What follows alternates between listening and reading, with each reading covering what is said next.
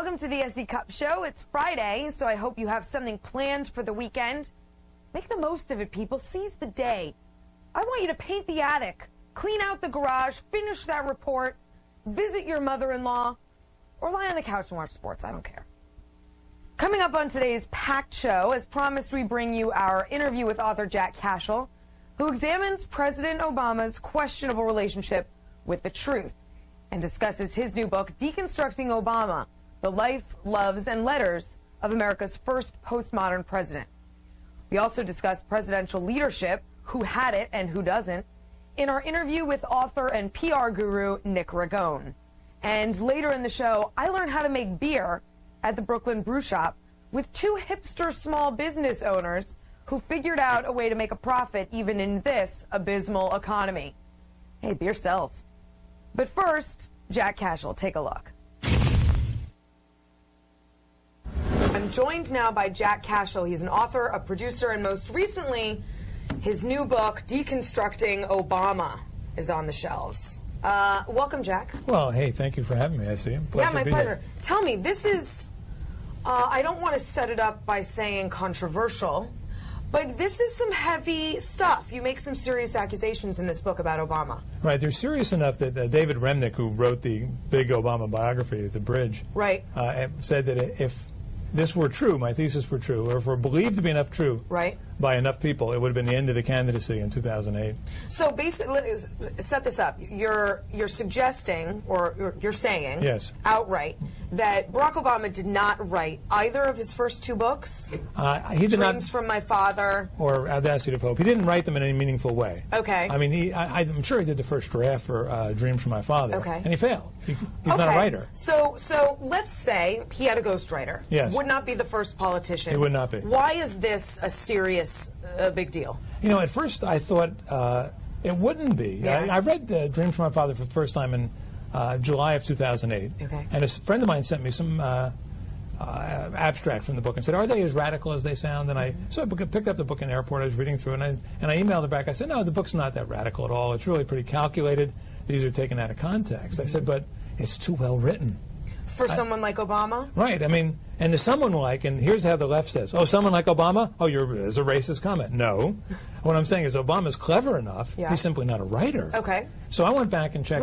But what's your proof? Because we don't actually have a lot of his stuff. We have enough of his stuff. Okay. We have several. He's written 3 articles before he wrote this book. Okay. The one he wrote as a senior in college called was it Breaking the War Mentality? Okay. At Columbia. Right. Now, if he had been raised by wolves in an Indonesian cave and rescued a year earlier, you'd cut him some slack. Yeah. But after 4 years in Ivy League schools, 8 years in Hawaii's best school, best prep school, right, he's writing a C- paper in a freshman composition class. Okay. There are 5 sentences in that 1,800-word article in which the subject noun doesn't agree with the verb. Well, maybe he had a really good editor for these books. No, it's As beyond. a writer, we know we have good editors. Not that good. Okay, tell me. No, see, tell that's me. the problem. So then he writes, and up until he writes Dreams from My Father in '95, he's a C- writer. Okay. And he writes an A+ book. And then he claims, unlike other people who write A+ books who are C- writers, that he did it all himself. He tells a convention of school teachers in Virginia in 2008. He says, "I wrote 2 books." They applaud. Right. He goes, "Actually, I wrote them myself." Right. Now they laugh and applaud because, see, John McCain needed help to People write his know book. it's a big deal when a politician, Right, if ever, writes his own book. So when I first got into this, I said, I just Googled Obama ghostwriter. So I wonder who his ghostwriter is. Yeah. And all I found was this. This is the best written memoir ever by an American political figure, Time magazine. Right. The Jonathan Rabin, the British literary heavyweight, the best president to occupy the White House since, best writer to occupy the White House since Abraham Lincoln. Yeah. That's all I read. There was not one dissenting voice. It's obvious to me. I'd already written a book on literary fraud. Yeah. I mean, I know that these things happen. Right. I've doctored books in major ways for people everyone in this audience has heard of. Yeah. But usually when you ghost a book or doctor a book, you keep it in the voice of the person who wrote it. Right. And you keep the experiences real. Right. In this case, 2 things happen. One is Ayers wrote it in his own voice. Bill Ayers, that sort of, let's give away the punchline. Right. Basically, you're saying that Bill Ayers, the the unrepentant terrorist. Unrepentant terrorist wrote Audacity of Hope, Dreams from My Father. No, just Dreams from My Father. Dreams from My Father. He's the For primary Obama. craftsman. Okay. In other words, he took the rough notes in the manuscript, the unfinished manuscript, Okay. and he made it the book that it is today. So I want to synthesize all of this. The allegations you're making: 1, Obama's a liar. Yeah. 2, he's a fraud, a literary fraud. A literary fraud, right. 3, he's actually far more radical than he suggests because of some of his alliances. That's exactly, you nailed all 3 things Okay. that is problematic about that revelation. Yeah, I mean, right. those are He huge lied about his allegations, relationship. right. He's not the genius that they think he is. Right. And the third is that he let Bill Ayers run around his head for several months. Well, I think that would absolutely have had huge implications on the campaign. Unfortunately, the media took a holiday during that entire event. But give me some of your proof. I don't want to give everything away because the book is riveting. What is some of your proof? How did you find a lot of this out? And how come we didn't know this? It's a good question. I stumbled on it. So in July of 2008, I realized that Obama had help. I had no idea who it was. I didn't know anything Had help about writing? Yeah, Okay. yeah. I mean, it was transparent to me because I got a hold of his earlier writings. I said, I've taught writing at all levels. Yeah. I wish I could make people better writers, but you It can make them a little doesn't bit. happen No. like that, right? It's like what Malcolm Gladwell talks about in his book Outliers, the 10,000 hour rule. Yeah. You know? Yeah. I mean, it takes 2 things. It takes a great natural talent and a whole practice. lot of work. Yeah, absolutely. Well, in Obama's case, there was no great natural talent and there was no work. Right. And then all of a sudden he writes the A+ book. There was just, I think, a whole lot of arrogance for someone Yes. to write 2 books about himself. About himself. Before he'd actually accomplished anything. Right. I think shows a lot of hubris. Right. Well, he was 33. Jesus was 33, but Jesus accomplished a lot more, you know, in his first 33 years. You might be the first on our side to make that comparison from Jesus to Obama. And here's the odd thing: is we know more about Jesus' nativity story than we know about Obama. Yeah, and I want to get to that secrecy in a minute, but first go through some of the proof. So then, what happens is in September, I've just found another thread altogether about. I just wanted to see if Ayers and Obama had met before Chicago. Okay. So I picked up a copy of Ayers' memoir, Fugitive Days, and I'm about a third of the way into it, and I had my first eureka moment. I could see the sentence structure, the phrasing, the parallel structures, the stories, and I said, bingo, Chicago, Wow. radicals, same ghostwriter. Okay. That's what I thought. Okay. I thought they just used the same guy. Okay. And then as I finished Fugitive Days, I said, no, this is good. This guy can write. It's just tight. And Dreams from My Father, the good voice comes and goes. And Fugitive Days, it's there. Then I started looking up Ayers' background. He's a serious writer and editor. For instance, Rashid Khalidi, who's a neighborhood radical, Hyde Park guy, PLO type. Right. His book, Resurrecting Empire, first sentence in the acknowledgments. First sentence. First and foremost, I want to thank Bill Ayers, without whom this book would not be what it is today. Right. That's the function he served in Hyde Park. And then what I found, and I first put my speculations then online in mid-September 2008, and I heard from people all over the world who had similar suspicions and started sending me material. Okay. And so what we found were parallel stories. For instance, I'll just give you one. Obama is, in Bill Ayers in his book To Teach, which from 1993, a teacher takes her students down to the Hudson River. Okay. And one kid says, hey, look, the river is flowing north. And another kid says, no, it can't be flowing north. North is flowing south. The river flows south. Yeah. And then the teacher explains, no, this is a tidal river. This is where the north flowing tides meet the south flowing river. 2 years later, we're in Dreams from My Father. Obama's on the parallel East River. You know, for those who don't know, it's just on the other side. Also a tidal river. A little boy comes up to him, Mister, the river seems to be flowing north, but it also seems to be flowing south. And Obama says, no, we just happen to be at the spot where the north flowing tide meets the south flowing river. Yeah. I found several, boom, boom, boom, boom, of those.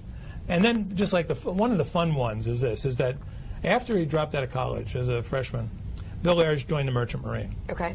He wanted to be the great rider of the sea. It was a pretty traumatic experience for him. He still admits to having nightmares about it, being out on an Atlantic Ocean, steamer, Right.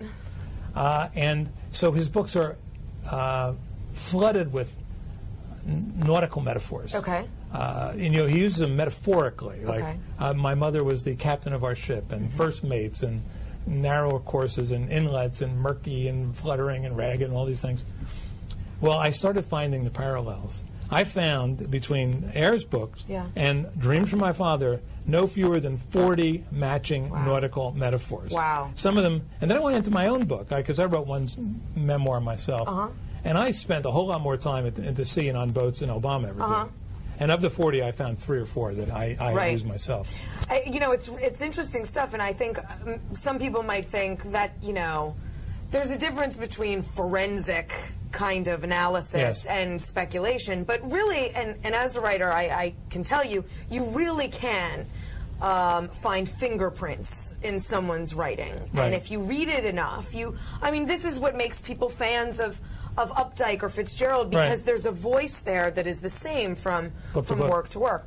Lastly, I just want to ask this secrecy issue, something that was resurrected recently by Donald Trump, who suggested just last week, you know, why do we know so little about Barack Obama?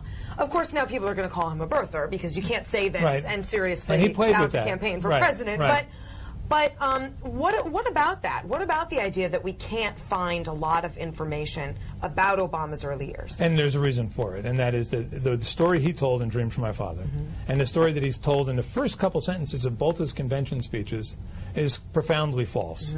He starts off his speech as this. You've heard this story. I'm the product of an improbable romance. A girl from Kansas, a boy from Kenya. They come to Hawaii, they fall in love, and they meet, they marry. And then for the first 2 years, they have great hopes for me and visions of the future. And then Harvard calls, and my mother tells Obama Sr., you know, for Kenya's sake. First of all, Harvard doesn't call. You gotta, anyone. Totally not true. Here's what we know for a fact. We know that within 15 days of his reported birth on August 4th, 1961... Reported birth? I hate to say it, but that's maybe one reason why the birth certificate's been hidden, because the date may be wrong. His mother's enrolling at the University of Washington in Seattle. We know this. She has him in tow. And you go to the Seattle history sites. Oh, here's where little Barry and his mother lived. They don't know they're blowing the whole story. The old man, presuming he's the father, is back in Hawaii. They spend the first year of his life in Seattle, Washington. Then they move back. He's already gone to Harvard. There is no little family. The Obama family is a myth. This is inarguable. And yet the other side refused to even acknowledge the basic facts. You read I've read every biography of him written.